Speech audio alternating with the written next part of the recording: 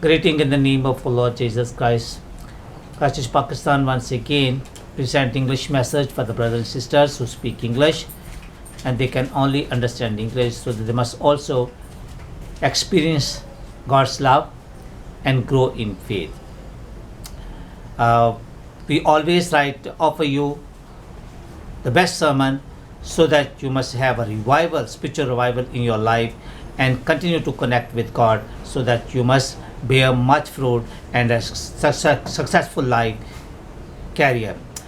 Today we are going to read the Word of God, and passage is taken from Gospel of Matthew chapter 17 verse 14 to 23, and our youth pastor REV.TARIQ is going to read the Word of God for us. Let's hear the Word of God, because faith comes by hearing and hearing from the Word of God. Let's hear the Word of God. When they came to the crowd, a man approached Jesus and knelt before him. "Lord, have mercy on my son," he said. "He has seizures and is suffering greatly. He often falls into the fire or into the water. I brought him to your disciples, but they could not heal him."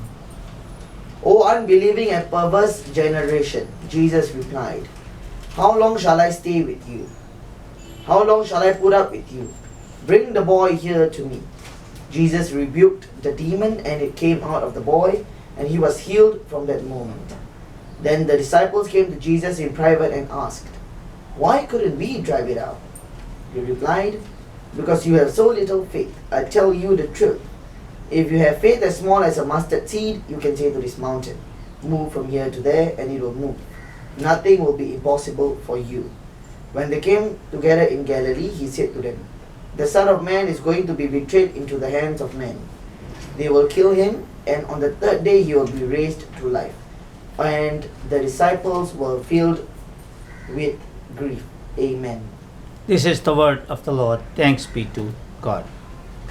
My dear brothers and sisters, today is a good news for all the brothers and sisters, those who says that we are Christians from so many years, but we are not growing in faith. We born and brought up in a Christian family, but our faith is not very solid. Those who say that we have a very difficult situation, we have gone through furnace, we have gone through different circumstances, but still our faith is very weak and shallow. Some people, they are Christian, but they say our faith is a superficial faith.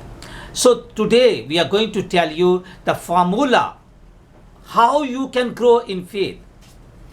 What do you need for the faith to grow, to improve, increase your faith? And the first of all, today's sermon title is "The 7 Things to Grow Your Faith in Jesus Christ." To grow your faith in Jesus Christ.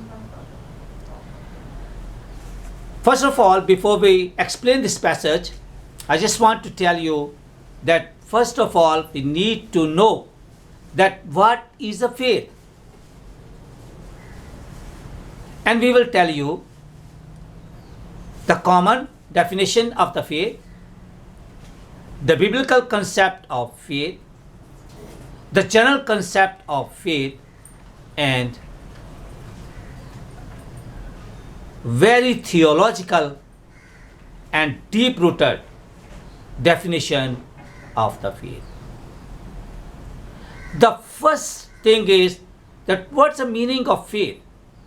Faith is to believe, to trust, have confidence and assurance of things or on someone, that he will not deceive, he will not cheat, he will not change, and he will be able to accomplish his target. And the biblical definition of the faith is that we have hope on the unseen things. That's the Hebrews chapter 11 verse 1 and 2 says that we have hope that things are present there, but we can't see. These are invisible things. And the general definition of faith is that God is holding our hands. He is Almighty God, Creator, Controller, and Sustainer, omnipotent and omnipresent, transcendent and immanent God. And He is Jehovah Rapha.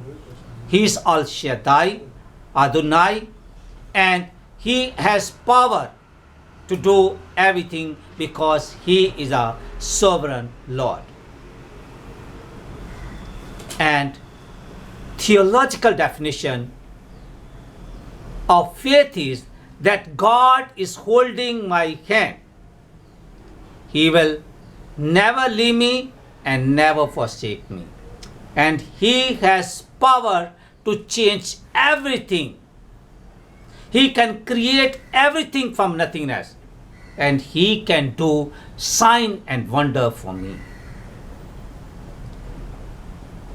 Well, but what is a Christian faith? And the essence of Christian faith is that Christ has died for my sin because I committed sin, and the wages of sin is death. But Jesus Christ became a Paschal Lamb, and He died for me on the cross of Calvary and redeemed me from the bondage of sin and darkness. He is not dead God. He is a risen God from the dead.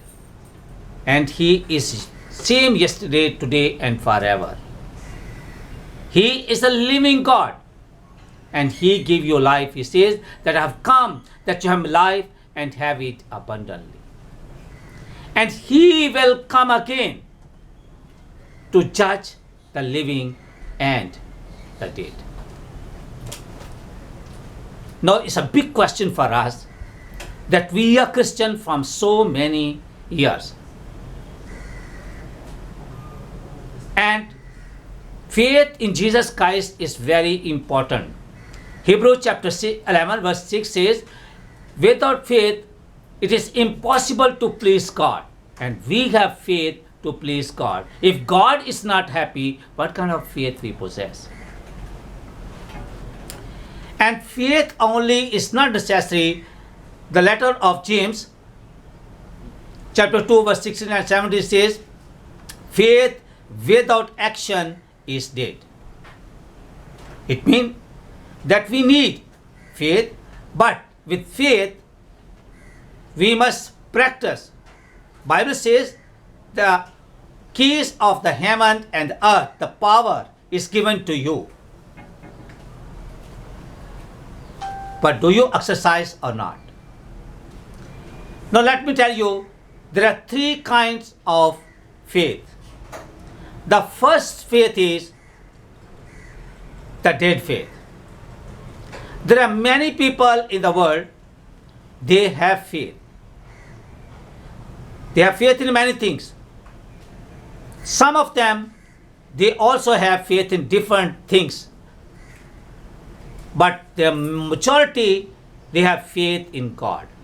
Good job. Very good. You must have faith in God. It is essential to grow in faith. But do you practice right this faith? That faith is that you have faith, but you use your intellectual power. You use your wisdom, but not practice at all.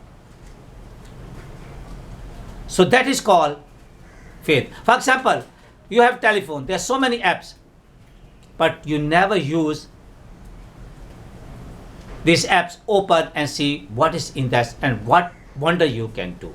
In the same way, if you have faith but don't practice, only use your wisdom, it is dead faith. The second faith is superficial faith, demonic faith. Many times you have faith, but your faith is very shallow.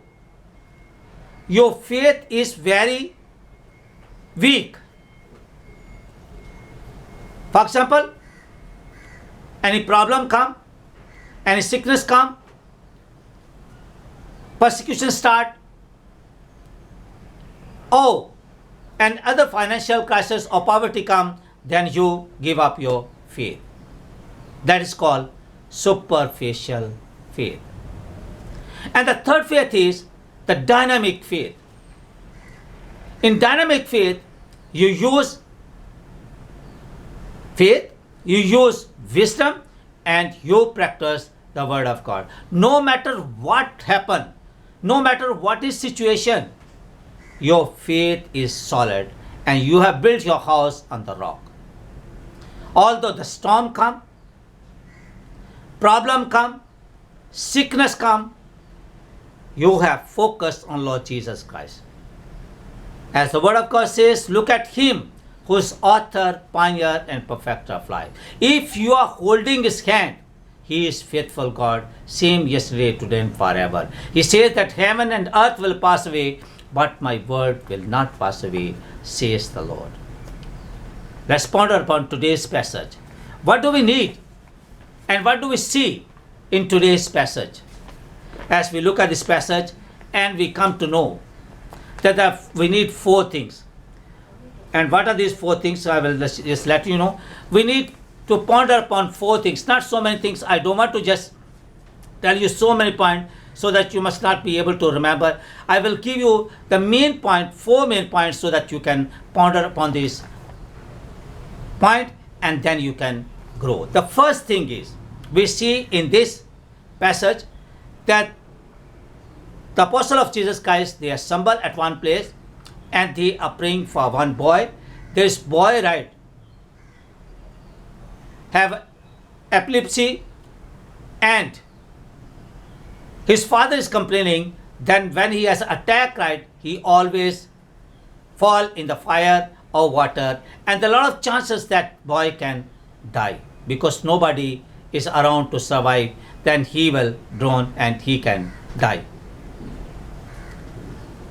But he's complaining that I brought to your disciple, but they could not cast him out. Now we see the four things. The first thing is, if we want that God may work, then we need four things. The first thing is, we need mercy from Jesus. We need mercy. Without his mercy, without his compassion, we can't do. We see in Matthew chapter 15, there's one woman, she is Canaanite. She approached Jesus. She asked that my daughter is very ill. She is demon possessed. And she looked for the mercy of Jesus Christ. The leper approached Jesus, who were cast out from the community, Jewish community, and also from the temple. And they were helpless and they were suffering. They begged for Jesus' mercy, and Jesus asked them, go and show yourself to the priest, because he will restore them in the community and in the temple. And while they were going to show the priest, they were all healed. Today, if you have any sickness, today, if you have any problem, today, if you are in very complex situation, today, if you are far away from God, today, if you are not growing in faith, today, if you don't have intimate relationship with God, good news is for you that you look for Jesus' mercy. Ask him, Lord, have mercy on us. The second thing is that we need correction from Jesus. My dear brothers and sisters, nowadays, there are many pastors, evangelists, those who are just pleasing the church because they are looking forward that the people will not come and then our number will be dropped. The congregation will be small. They will not give tithing and offering.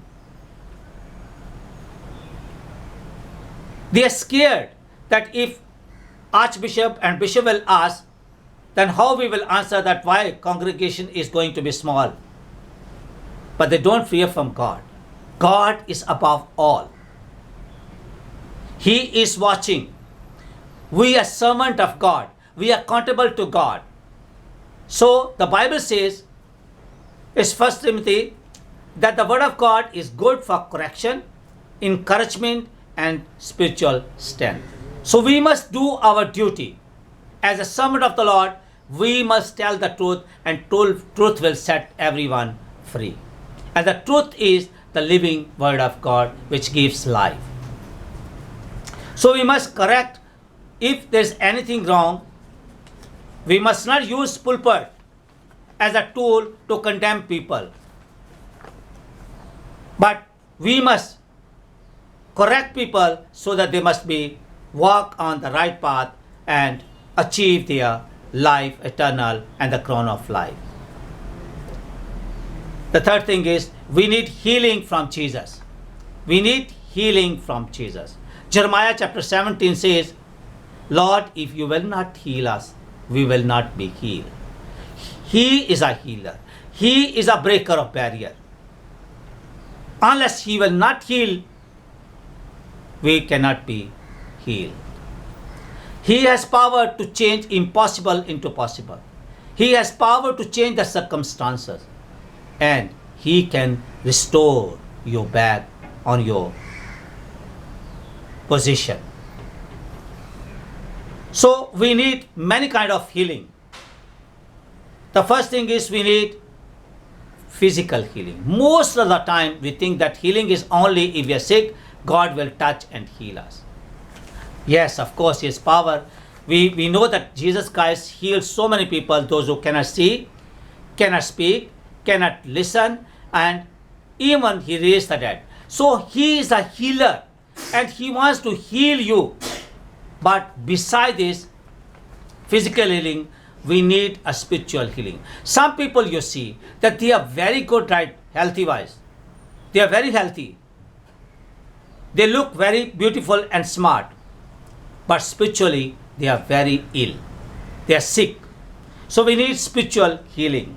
The third thing is some people are physically and spiritually good, but emotionally they are very sick. They cannot control. So they need emotional healing. Some people have a mental disease, so they need mental healing. Some people have relational healing. So Jesus Christ is there to restore your relationship with God and with the people around, that you must be a channel of blessing for the people. And the fourth thing is we need faith in Jesus Christ. We need faith in Jesus Christ, because everything is possible with Him, in Him, and through Him. Without Him, we cannot do anything. In today's passage you saw, if the disciple could not cast him out, the demon which was in the boy, and because of that he faced always complex situation, he always have attack, and he was about to die, Jesus gave him life, cast him out, and demon was cast out, and the boy was instantly healed. If you have any problem today, Jesus is knocking at your door, asking you to open the door, and He is willing to come. Let me tell you today, there are 7 things that you can grow in faith. What are these 7 things? We need to know. The first thing, feed your faith. Feed your faith. What are you feeding? First of all, if you feed the wrong things to your body, you are eating a lot of sugar, you are eating a lot of food, you will have a diabetes, you will have a sugar.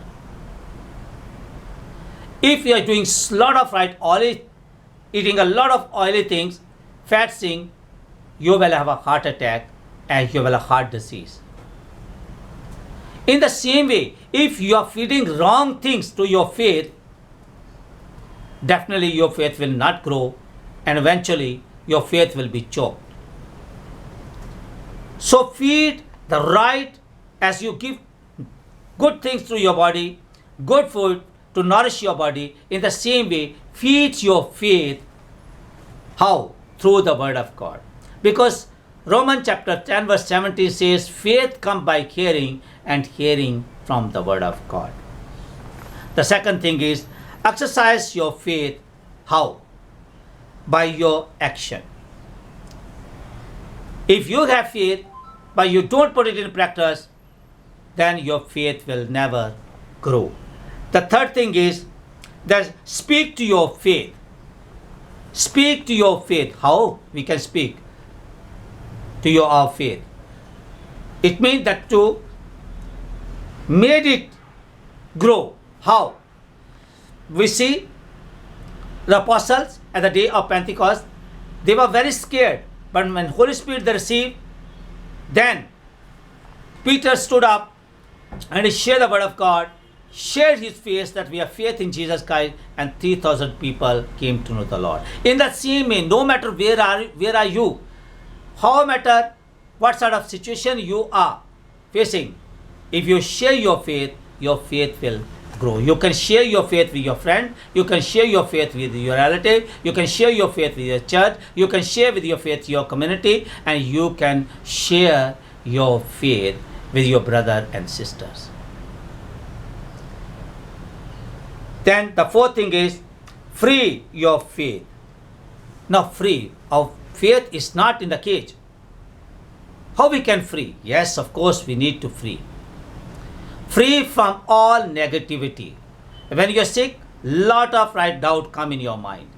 If you are not getting job, lot of right thought come in your mind.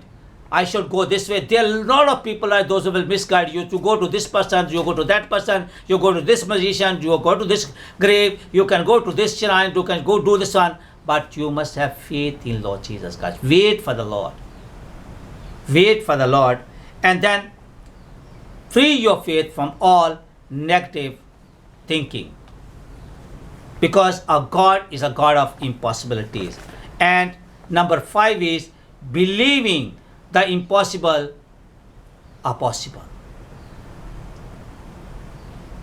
If God can give the eyesight to the born blind person, if God can raise the dead from the grave, if God can raise Lazarus who was dead and medical impossible, He can give life to you and me also. He can heal you and me also. So believe that God can do wonderful thing, impossible thing, because everything is possible with Him, in Him, and through Him. For example, I give you one example. In the Act of the Apostle, there's a Paul and there's his companion. They were in the jail because of the evangelism and they were facing persecution. They were thrown in the jail, and the jail was locked. And the people was surrounding.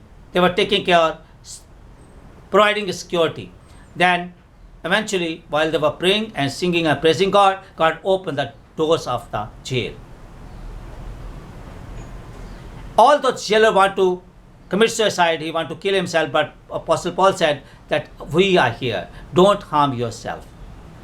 So faith can do sign and wonder.